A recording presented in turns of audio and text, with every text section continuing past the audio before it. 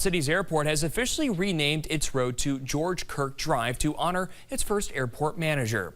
But his legacy goes far beyond helping people in the area get to their destination. Maria Luisa Coelho tells us the story behind this visionary leader. He won't be forgotten. Born in Dixon, Iowa, George Kirk was a World War II naval aviator. He flew 78 combat missions, earned multiple medals, and never left a man behind. And I think one of the reasons why he got this medal was because he and his wingman circled this guy for over an hour and a half, and he was maybe 15 miles away from the island where the enemy was until the guy got picked up. And that took courage. Kirk's relationship with planes did not stop there. In 1954, he became the first manager of the Moline Airport. It was the golden era of aviation where commercial air service was really starting to take off. And he's really credited with setting the foundation for what we have today as the Quad Cities when it comes to the Quad Cities International Airport. Almost 30 years under his leadership, the Moline Airport transformed into a powerhouse that generates $700 million a year.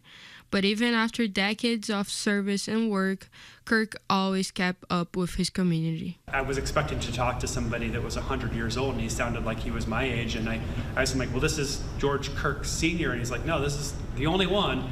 I was like, well, hey, happy birthday, and told him who I was. He knew exactly who I was. He knew what was happening at the airport in the community. I think that day he had just gone out and renewed his driver's license, bought a new car, and was going to go golf with some buddies. At 100 years old, it was really impressive. So I think it's one of those things where having that type of hard work ethic, it keeps you young. But even with serving his country and leading an airport, Kirk's family always came first. It was fun to follow him in his footsteps as far as in the industry, but it was a better goal to be a dad like he was.